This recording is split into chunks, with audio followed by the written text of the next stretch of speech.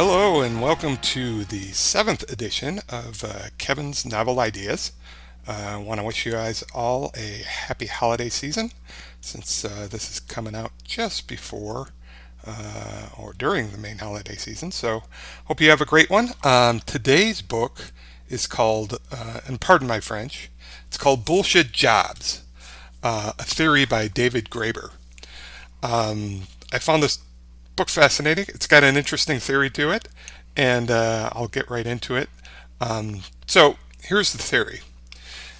The author states in the preface, in the year 1930, John Maynard Keynes predicted that by century's end, technology would have advanced sufficiently that countries like Great Britain or the United States would have achieved a 15-hour work week.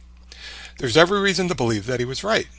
In technological terms, we are quite capable of this, and yet it didn't happen. Instead, technology has been marshaled, if anything, to figure out ways to make us all work more. In order to achieve this, jobs have had to be created that are effectively pointless. Huge swaths of people in Europe and North America in particular spend their entire working lives performing tasks they secretly believe do not need to be performed. The moral and spiritual damage that comes from this situation is profound. It is a scar across our collective soul, yet virtually no one talks about it. So that's kind of the basis of his theory, that over the last 100 years, Keynes said this in 1930, so we're approaching 100 years, we've boosted technology, automation. We'll get into AI a little later. But all this has happened, and Keynes thought, hey, we should be working less by the end of, by the century's end, which we've obviously passed by 25 years. So do you buy this theory? Does it make sense? Just imagine how technology has impacted everyone's job and productivity over the last 100 years. I sort of buy it, but we'll get into it more. I think it's an interesting theory. As far as my jobs have been concerned, I would say technology definitely has impacted both from the accounting and finance industries that I was in over my career. I saw it progress, from the late 80s, early 90s until, 35 years later, as far as documents, stuff being done online, much quicker, administrative assistants going the way of the dodo bird, basically, and everyone was kind of doing their own scheduling and their own report writing and everything. So, given all of this, the question is, what could be another possible reason? Why hasn't this happened? Why haven't we seen the 15-hour work week? Or have we seen the 15-hour work week? Which we'll get into also. Has it been consumerism? That's one of the theories why we haven't. We've sort of demanded more, right? We have bigger houses now. We have more cars. We have more things. So we've kind of fulfilled these needs, and to get those needs, basically different industries had to be created, and we need money to buy things, so we continue to work where we might have otherwise not if hadn't we demanded these things. That's one of the theories for maybe why this didn't happen. This meaning we have developed more of a penchant for everything, more stuff. So why, as he goes on in the book, why did Keynes promise utopia, still being eagerly awaited in the 60s, never materialize? The standard line today is that he didn't figure in the massive increase in consumerism, which I just mentioned. Given the choice between less hours and more toys and pleasures, we've collectively chosen the latter. This presents a nice morality tale, but even a moment's reflection shows it can't really be true. Yes, we have witnessed the creation of an endless variety of new jobs and industries since the 20s, but very few have anything to do with the production and distribution of, and he says here, sushi, iPhones, or fancy sneakers. So his point is this additional stuff that we've demanded. He says sushi, iPhones, and fancy sneakers, which might not have been demanded in the 1930s when Keynes originally said this, would have accounted for it. And he's saying that's really just a yes, yes, but yes, that could be a partial, small piece of the puzzle, but he doesn't buy that it's a large piece of the puzzle. Um, he'll go into kind of his explanation for why he doesn't think that, and then I'll talk a little bit further about um, whether I believe that it does or not. So he goes, in a recent report comparing employment in the U.S. between 1910 and 2000, gives us a clear picture, and I know pretty much echoed exactly in the UK. Over the course of the last century, the number of workers employed as domestic servants in industry and in the farm sector have collapsed dramatically. At the same time, professional, managerial, clerical, sales, and service workers tripled, growing from 1/4 to 3/4 of total employment. In other words, productive jobs, just as predicted, have largely been automated away, and yet we created this sort of managerial administrative class and created different industries around that. Um, he points out like public relations and all the and expanding human resources. And I think if you worked in large corporations, you can kind of see that administrative and managerial class has expanded. Um, Also, and we'll get into kind of government jobs and distinguishing uh, between governmental jobs and private sector jobs. But he points out that we've kind of created this administrative class, this hierarchy. I think part of it, reflecting on it myself, is corporations have gotten bigger, right? They've gotten more complex over time. The whole global economy's gotten more complex. So I think part of that is to kind of manage that process. You need different sort of managerial classes. Um, so this is interesting. He's saying it's not consumerism or the service sector that has prevented us from working less. Instead, it's the creation of what he calls bullshit jobs. So he's basically saying that sort of this administrative managerial class is sort of on the bullshit jobs. They're not really creating anything. They're going to work 9 to 5, but they're not really adding value, so to speak. Um, so before we get into why industry would have created that, I'll go into what he defines as and I'll just say BS from now on, a BS job. And his final working definition was a BS bullshit job is a form of paid employment that is so completely pointless, unnecessary, or pernicious that even the employee cannot justify its existence, even though, as part of the conditions of employment, the employee feels obligated to pretend this is not the case, which is interesting. And he goes on further. Another distinction that's important to bear in mind is between jobs that are pointless and jobs that are merely bad. I would refer to the latter as shit jobs, he says, since people often do. The only reason I bring up the matter is because the two are so often confused, which is odd, because they are in no way similar. In fact, they might be considered opposites. Bullshit jobs often pay quite well and tend to offer excellent working conditions. They're just pointless. Shit jobs usually are not at all bullshit. They typically involve work that needs to be done and is clearly of benefit to society. It's just that the workers who do them are paid and treated badly. Um, Say like a garbage collector or a guy who digs ditches or um, the, as with all my books, he gets into all this in much more detail, and he talks about why people who are doing like essential workers, teachers, policemen, even grocery store clerks, all the people who kind of provide essential services, which we kind of figured out during the pandemic, typically get paid less than the people who are doing these sort of BS jobs. So he's kind of talking of the distinction between the shit jobs and the bullshit jobs here. So he says shit jobs, he goes on, shit jobs tend to be blue collar and pay by the hour, whereas bullshit jobs tend to be white collar and salaried. Those who work shit jobs tend to be the object of indignities. They not only work hard, but also are held in low esteem for that very reason. But at least they know they're doing something useful. Those who work bullshit jobs are often surrounded by honor and prestige. They are respected as professionals, well paid, and treated as high achievers, as the sort of people who can be justly proud of what they do. Yet secretly they are aware that they have achieved nothing. They feel they have done nothing to earn the consumer toys which they fill their lives with. They feel it's all based on a lie, as indeed it is. Um, so here he's saying people are aware they are in bullshit jobs, but it pays well.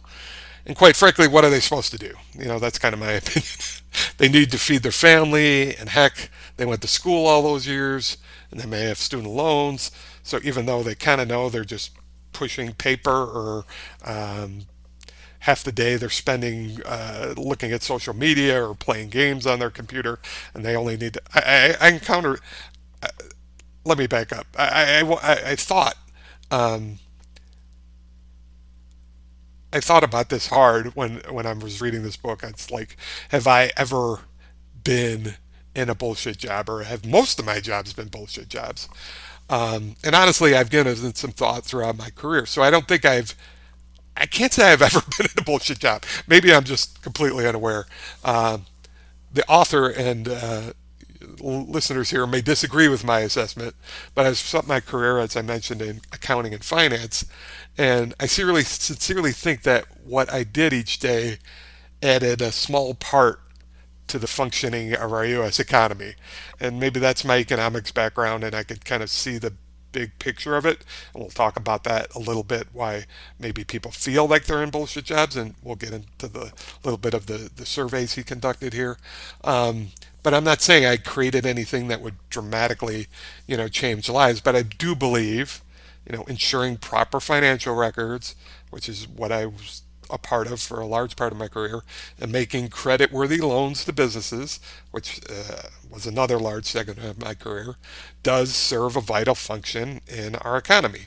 You could say maybe we shouldn't structure things that way, but given where we are at, and I think it's an important part of the economy. Without somebody performing these jobs that I did, I don't think the system would function as well as it does. Even though, admittedly, when you look at things like the Enron scandal, fraud that occurs in accounting records and such, and the financial crisis that has occurred, fairly recently, you may argue, how can things get much worse? Being an insider, I would say they could still get a lot worse. I think there are going to be times where the boat is missed. Nothing is perfect, and clearly we can perform some of these better. But I think the jobs that I was doing was ensuring, for the clients that I worked for and the businesses that I provided money to, provided an essential function, let's say, in the whole economic realm. So my question to you is, do you think you've had bullshit jobs? Um, I'd love to hear from you. KO'Neill0317472 at gmail.com if you want to give me some feedback. Um,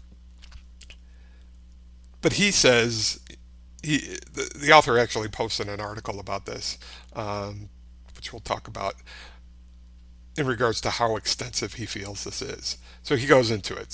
He says, YouGov took it upon itself, this is an organization, to test the hypothesis and conducted a poll of Britons using language directly from his essay. So he wrote an essay, he posted it, which then further led to this book.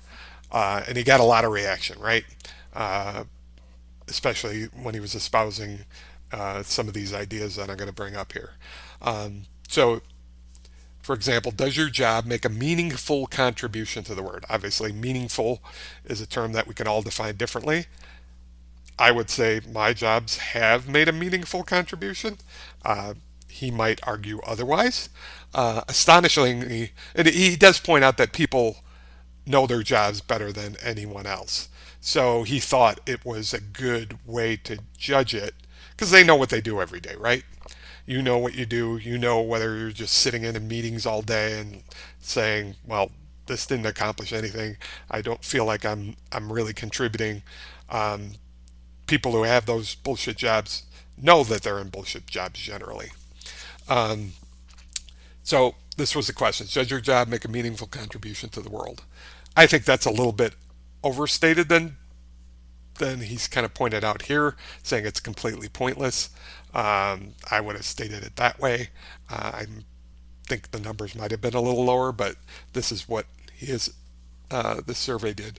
Astonishingly, more than a third, 37%, believe that they did not, whereas 50% said it did and 13% were uncertain. So he's saying a full, one third of people felt that their jobs weren't making a meaningful contribution to the world, which he would define as a bullshit job.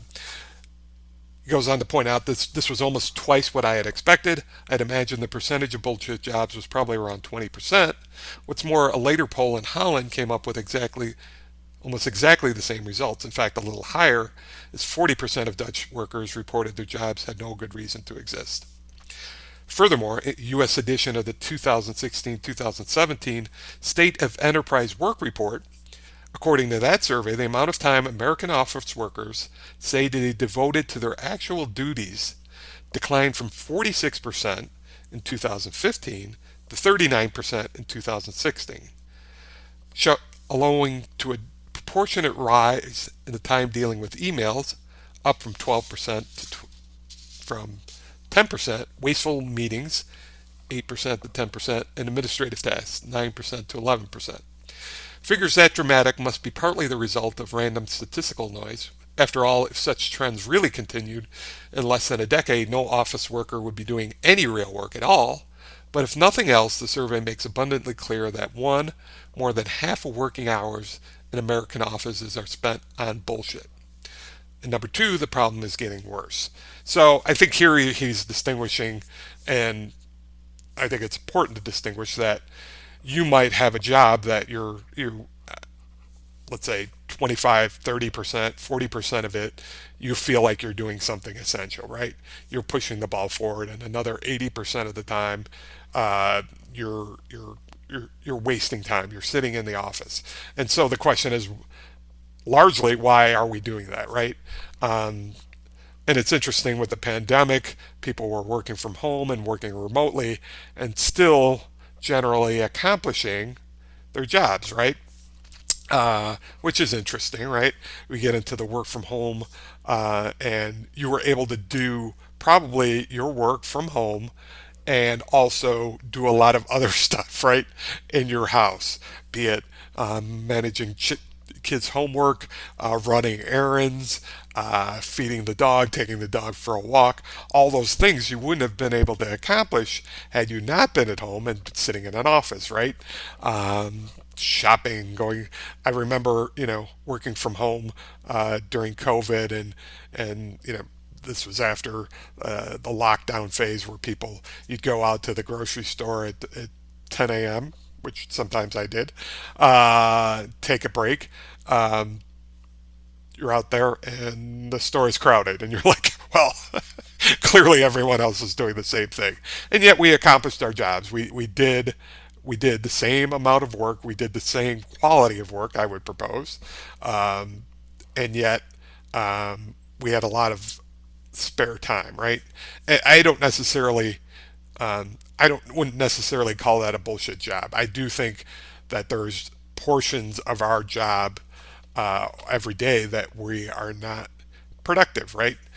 Be it whether you're between assignments, or whether you're waiting for a particular piece of information or waiting for a project to kick off, or whatnot. There are cycles in business that create that. Um, some jobs more than others, clearly. But I wouldn't necessarily say that would create a bullshit job where, there's really nothing that you're going to do that's going to contribute in any meaningful way.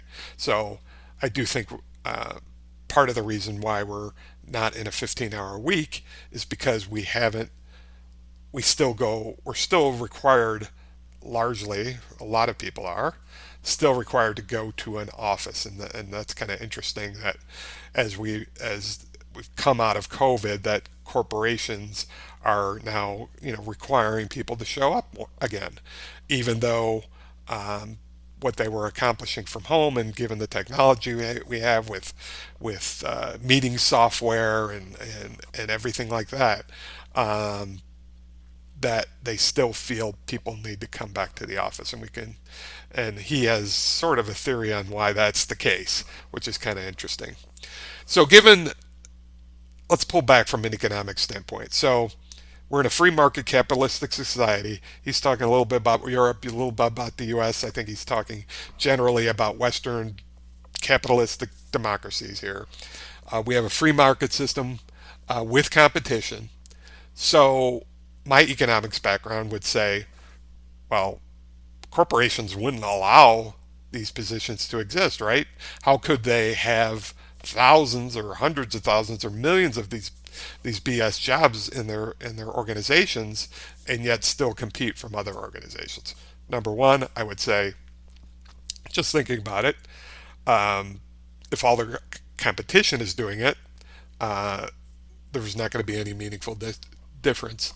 Um, and also, like I said, maybe the corporations have been so complex that they think they need some of these positions. I'll go into what he believes is the reason behind this. We usually think of BS jobs more in government, right? Um, Pay to show up type of jobs, DMV, whatnot. All these bureaucratic red tape jobs um, that Doge was going after, that Elon Musk was talking about, that that weren't essential to any functioning government, and you could say that that exists, and that also exists in the corporate sphere too. Um, I don't think corporations um, get a free pass on this. Uh, so the question is, why is this happening? Is it really government that's pushing the private sector in this direction? So he discusses this a little bit more. Um, he goes on. Not only did it highlight how wrong it is to assume that bullshit jobs exist largely in government bureaucracies, but it also illustrates how market reforms almost invariably create more bureaucracy, not less. As I pointed out in the book, The Utopia of Rules, which is another book that Mr. Graeber wrote, if you complain about getting some bureaucratic runaround from your bank officials are likely to tell you it's all the fault of government regulations. But if you research where those regulations actually come from, you'll likely discover that most of them were written by the bank. So, and that's the case.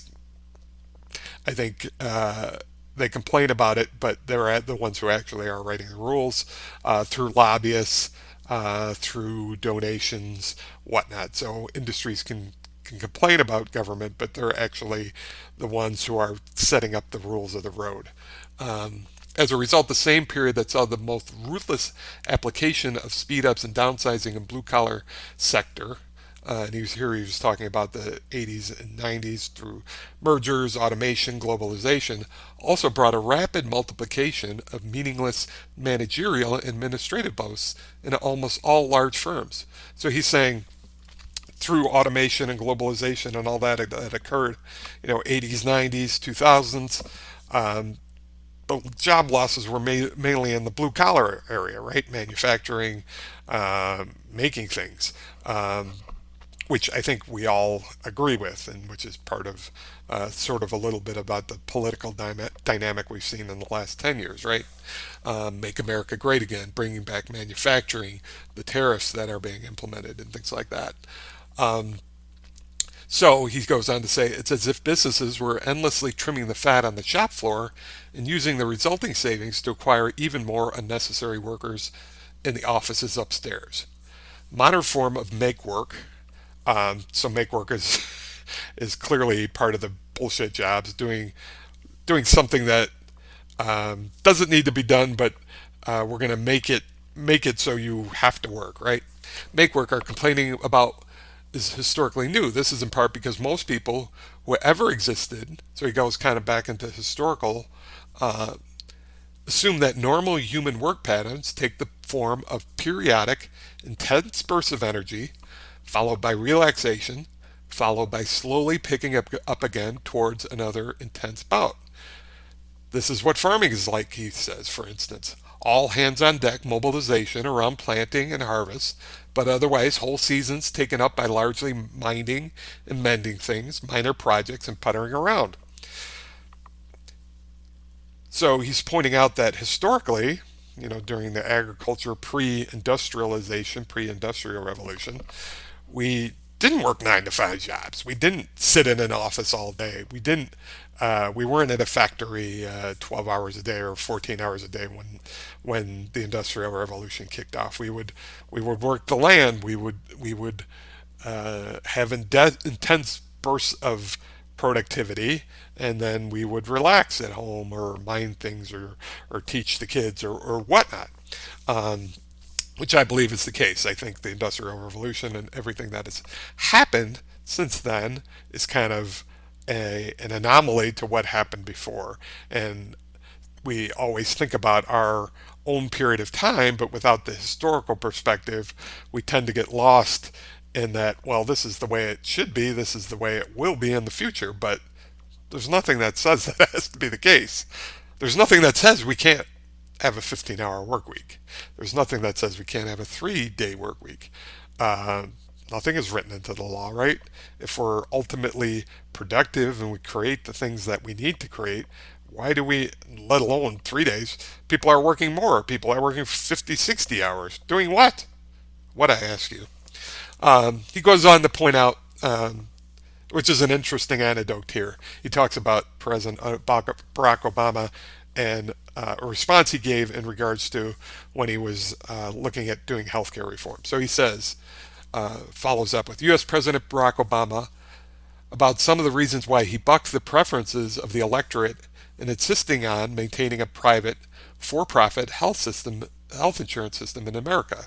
So rather than kind of go to Medicare for all or a nationalized healthcare, which most other large democratic economies have gone to. Um, so instead of that, he said, this is a quote from Obama. He said, I don't think in ideological terms, I never have, Obama said, continuing on the healthcare theme. Everybody who supports single payer healthcare says, look at all this money we've been saving from insurance and paperwork. That represents 1, 2 million, 3 million jobs filled by people who are working at Blue Cross Blue Shield or Kaiser or other places. And he goes, questions, and he says, what are we doing with them? Where are we employing them? So basically, he's justifying not going to a single payer health system that would be more efficient, that might provide better costs to everyone in regards to healthcare, which I think is kind of proven throughout the world.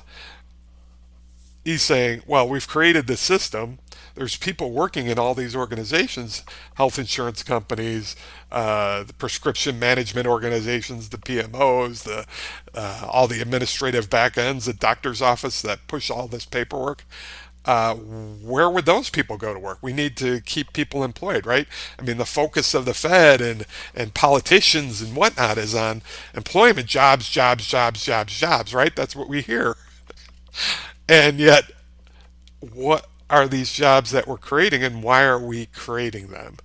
If we could actually accomplish what we need to accomplish with less. The reason is that being out of a job is very painful, right? It's very traumatic. We don't have any income. We all associate ourselves largely with what we do for a living because our waking hours are devoted to it. And so we keep on pushing along this, even though technology, and we'll get into AI shortly, even though technology and everything is allowing us to possibly not work as much, we continue to be pushed to working more. Um, he goes on. He goes on to stating the second argument, besides government causing uh, these, make work jobs, is that the world has just gotten more and more complex, which has led to specializations and some complexity that people don't really understand anymore how their specific jobs relate to the big picture. Therefore, if they feel their job is bullshit, even though it it is not and does contribute to the overall good. So he's got one reason. So governments cause this. Um, besides the consumerism, which we talked about before. Government has caused this by regulating, and we've created all these unnecessary administrative jobs. The second reason that he often hears for why these jobs exist is that, well, they're not really bullshit. They're part of a complex, and that's kind of what I was talking about earlier. That everything's gotten more complex. Corporations getting more complex. You need people to manage people. You need people. You get all this type of reporting. There's all this data now, right? Somebody's got to manage all this data, and we've got emails now, so somebody's got to look at all their emails every day, and we have the ability to have video meetings. So you got to have a morning call every morning and touch base with all your employees, and there's all these initiatives with HR and whatnot. So you got to manage your employees differently. So you've created this whole structure around doing things that might not be apparently essential, but in the overall big picture that they're essential. So people just don't realize what they're doing, how it contributes to the overall picture. And I give some, right? I never think anything is just one cause, right? We always get into this black and white. It's either this or that. And the world is just not that way. Usually it's multi-causal. It's hard to peg what percentage. I believe both of these reasons. I believe some of it is government imposed BS jobs, right? And I believe some of it is that corporations have become more complex, that people don't really just see the bigger picture. They're just a little cog in the wheel, and even though they're providing an essential function, they don't see the bigger picture. And I also think it's partly what he's going to describe here. So the author doesn't think these are the reasons, just to let you know. Do you? What do you think?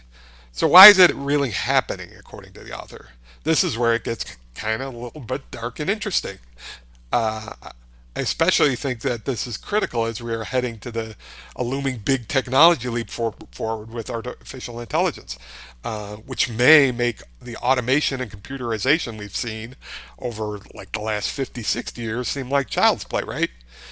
This is where the author has an interesting take. And he goes on to discuss why he thinks the answer, he goes on to explain, the answer clearly isn't economic, it's moral and political, he says. The ruling class has figured out that a happy and productive population with free time on their hands is a mortal danger. That's where that gets into the dark part, right? Huge swaths of people spend their days performing tasks they secretly believe do not really need to be performed. It's as if someone were out there making up pointless jobs for the sake of keeping us all working. The moral and spiritual damage that comes from this situation is profound. It is a scar across our collective soul, as he said before in the preface, yet no one talks about it. And I haven't heard anyone talk about this. I mean, they're starting to talk about it in regards to AI, right? We're starting to hear, well, what are people going to do, right? And, you get into the old argument, well, when cars were invented, the buggy whip operator, they found something to do. And I'm like, yep, yeah, this is not a particular industry. It's not small. It's not small potatoes, even though that seemed like a huge leap forward. This is artificial intelligence. We've turned to a knowledge-based economy now, and now we've replaced manual labor, well, not replaced it, but largely reduced it, right, through automation, through all these machines, through efficiencies, all of that, and now we're going to start turning to the knowledge jobs, right? So people are starting to talk about, well, what are people going to do? He goes on to say, how can we even begin to speak of the dignity of labor when one secretly feels one's job should not exist? He goes on to say, I would like this book to be an arrow aimed at the heart of our civilization. There is something very wrong with what we have made ourselves. We have become a civilization based on work, not even productive work, but work as an end and meaning in itself. We have come to believe that men and women who do not work harder than they wish at jobs they do not particularly enjoy are bad people. unworthy of love, care, or assistance from their communities. That's pretty powerful. And I agree with him. It is as if we have collectively acquiesced to our own enslavement. The main political reaction to our awareness that half the time we are engaged in utterly meaningless or even counterproductive activities, usually under the orders of a person we dislike, I don't necessarily think that's always the case, is to rankle with resentment over the fact that there might be others out there who are not in the same trap. Interesting, right? As a result, hatred, resentment, and suspicion have become the glue that holds society together. This is a disastrous state of affairs, he says. I wish it to end, he says. If this book can in any way contribute to that end, it will have been worth writing. Towards the end, he comes up with this quote from Buckminster Fuller. We keep inventing jobs because of this false idea that everyone has to be employed at some sort of drudgery because, according to Malthusian Darwinian theory, he must justify his right to exist. Wow. Yeah. Strong words. What do you think about that? I want to point out, now that he's kind of thrown down the hammer in regards to this theory that he's espoused, um, a little bit about the author. I looked him up on Wikipedia. Mr. Graeber, he passed away in 2020. Uh, he was living in Italy at the time, and I'll kind of explain why. He's an American anthropologist and left-wing anarchist and a social and political activist. He had a leading role in the Occupy movement, so that sort of makes sense, right? Remember Occupy Wall Street? Credited with creating the slogan, "We are the 99%." So some of this is making sense now. He has a PhD from the University of Chicago and taught at Yale before going into academic exile overseas. It's interesting that Yale got rid of him. A little too radical, even for uh, what some may believe is the left wing anarchist at Yale.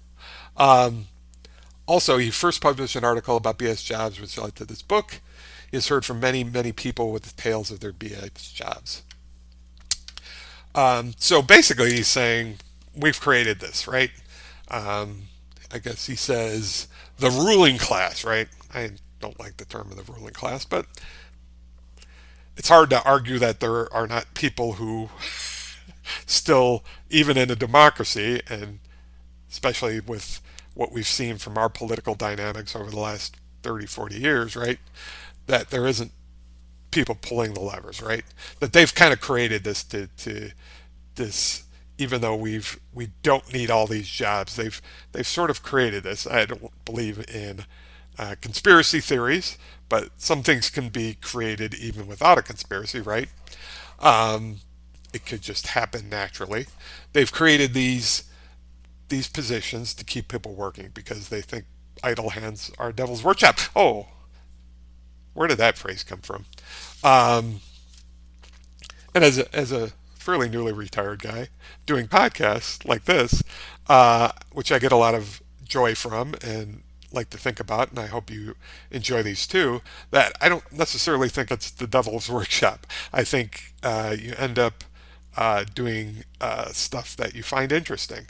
Um, and hopefully it contributes to the betterment of society and humanity, and or at the very least makes somebody's day a little better, or has somebody think a different perspective. Any of those things are good, right? So again, I don't buy that this is the main cause. I do think that it's multi-causal, but I do think it's part of the picture. I think, and especially with artificial intelligence coming in, it will be interesting to see how we manage this because I don't think too far off we're going to see a good number of jobs being replaced, and that's going to create a societal upheaval probably because if it happens as quick as people say it's going to happen, we're not even going to have time to catch up. So the question is, what do people then do? Do they retrain? And then what do they retrain to? And if their jobs were BS to begin with, what are they going to create next for us to do? Right? What do I do now? And we all need income, right? We all need, uh, most of us, if they're not retired, the people in large number, huge number of people need jobs to do, right? Or do they? I don't know. Could we create what we need for survival and distribute it in a way that is equitable, uh, and yet still maintain sort of a capitalist system? And I believe part of why we're seeing a lot of the young people in this country talk about socialism and raise some of these ideas that haven't been raised prior in my lifetime is because they sort of see the writing on the wall. Um, and they're wondering, well, how are we going to manage this, right? And maybe it won't be as dramatic as I'm saying, or it won't be as dramatic as, I don't know, Bill Gates or or Elon Musk or any of the people who are behind the scenes that here seem to think, or Sam Altman or whatnot. I'm just listening to them. Um, Maybe it won't be as dramatic, but it's going to create a real sticking point. And I think this book is an important part of that discussion, right? And this is what we should be talking about, rather than a lot of the crap that we see on social media, and especially in our political discussions. We need to be looking at these things and having serious discussions on where we want to head as a society. Otherwise, we're going to get reactions one way or another. We're going to get the extremes, and the voice of logic, the sensible center, as I like to say, is going to be drowned out. So um, I'm doing my little part by putting out my little podcast here. So I guess, he thought of this, and he's particularly, the author said in the book that he didn't want to prescribe policy outcomes. That wasn't his point. His point was to kind of put his theory out there and get people thinking about what they do every day, and why they do it, uh, and how we created this, right? But he does point out, and I'll go into it a little bit. He says, I've only been able to identify one solution currently being promoted by social movements. That would reduce rather than increase the size and intrusiveness of government. That's universal basic income. If we let everyone decide for themselves how they were best fit to benefit humanity, with no restrictions at all, how could they possibly end up with a distribution of labor more inefficient than the one we already have? I sort of agree with him. I do think we're going to have to consider some sort of universal basic income. I think right now all the benefits are going to to a growing few, right?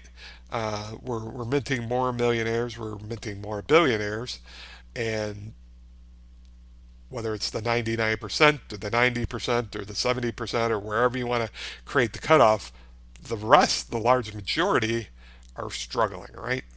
And I don't see that changing as we get more technologically advanced. Um, so we need to be having these conversations about how to really manage the distribution of what's created. So you create proper incentives for people to invest and invent and create, but also provide somewhat of a safety net so that from all that is created, all the technology allows us to create um, some sort of safety net that people can at least manage, right? Manage to survive. I'm not saying uh, let them live in the lap of luxury, although if we ever got to that point, what would be the harm? I still don't see it. Other than people think people wouldn't work or do anything, which I don't. That's really a dim view of humanity if you think that's the case.